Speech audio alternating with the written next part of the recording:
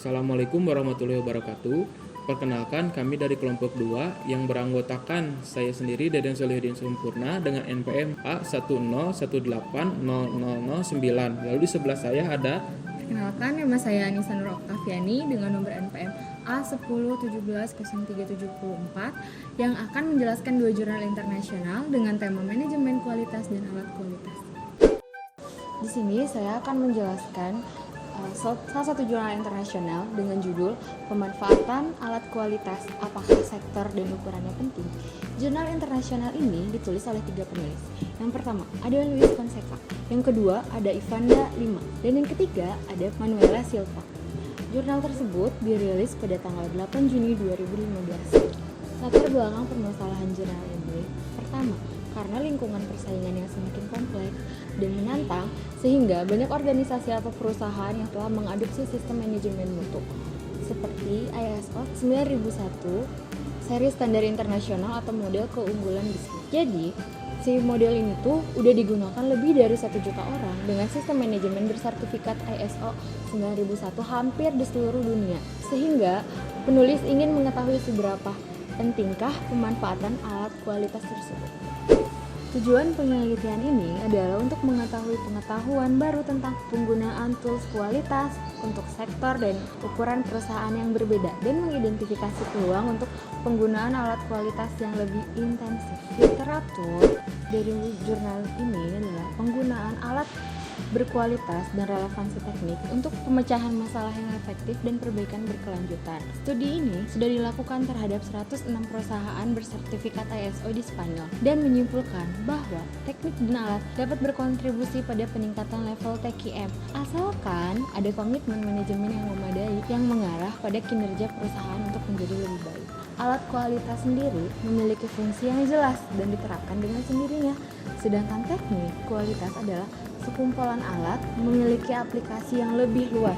Misalnya, pengendalian proses statistik yang menggunakan histogram, diagram proses. Jadi, pada intinya, alat kualitas itu dibagi menjadi 2. Yang pertama, ada alat kualitas dasar dan yang kedua ada alat kualitas lanjutan. Alat kualitas dasar bersumber dari Ishikawa. Teori tersebut pada tahun 1976 dengan histogram atau yang disebut juga dengan 7 tools. Sedangkan kualitas lanjutan alat dibagi menjadi 2. Yang pertama pada tahun 1988, kemudian dikaji ulang dan pada akhirnya pada 2002 alat kualitas lainnya mulai bermunculan. Salah satu nama alatnya adalah relation diagram, diagram afinitas, diagram sistematis, diagram matrix, analysis matrix, keputusan proses program bagan, Six Sigma, pembandingan, dan tim peningkatan. Metode penelitian ini mengikuti metodologi yang ditentukan oleh Macroni dan Lakatos pada tahun 2003 dan memahami 8 langkah. Yang pertama, study and objective definition. Yang kedua, literatur review. Yang ketiga, elaboration of online survey. Yang keempat, ada pretest. Yang kelima, ada data gathering. Yang keenam, ada survey. Yang ketujuh, ada result analysis. Dan yang terakhir, ke-8, ada conclusion. Temuan-temuan penelitian. Dari 200 tanggapan yang diterima, 81 atau 40% berasal dari perusahaan industri dan 121 atau 60% berasal dari perusahaan jasa. Metode ini menggunakan uji chi-square dan menghasilkan kesimpulan bahwa dengan tingkat kepercayaan 95% tidak ada perbedaan yang signifikan secara statistik antara proporsi penggunaan alat kualitas dasar dan lanjutan antara perusahaan industri maupun jasa. Dan alat kualitas canggih berbeda antara ukuran perusahaan tergantung sebagaimana perusahaan tersebut. Karena perusahaan besar cenderung menggunakan alat kualitas yang canggih daripada perusahaan yang lebih kecil. Karena perusahaan besar memiliki sumber daya yang lebih terspesialisasi dan bekerja dengan beberapa industri dengan tuntutan yang lebih tinggi dan lebih spesifik. Kelebihan dan kekurangan dari artikel ini. Kelebihannya membawa pengetahuan lebih lanjut tentang penerapan quality tools di perusahaan lain selain usaha kecil dan menengah atau UKM. Juga menunjukkan bahwa sektor jasa telah mendekati sektor manufaktur dalam hal penggunaan alat kualitas. Kekurangannya, dalam jurnal ini tidak ditemukan pengaruh dari sektor, padahal pengaruh tersebut merupakan kasus penelitian ini. Mengapa demikian? Karena dalam hasil belum menemukan perbedaan yang signifikan secara statistik dalam penggunaan alat kualitas dasar dan lanjutan antara proporsi organisasi yang menggunakan alat ini di industri dan sektor jasa lainnya. Saya akan membahas jurnal yang kedua, yaitu dengan berjudul Peningkatan Kualitas Industri Pembuatan Kipas Angin dengan menggunakan 7 alat dasar kualitas atau yang biasa dikenal Basic 7 Tools of Quality dengan tahun pembuatan bulan April 2015. Lalu penulis di sini Sulaiman Muhammad. Lalu setelah itu ada latar belakang masalah. Penelitian dilakukan di industri pembuatan kipas untuk mengatasi masalah terkait kualitas dan meningkatkan tingkat kualitas juga.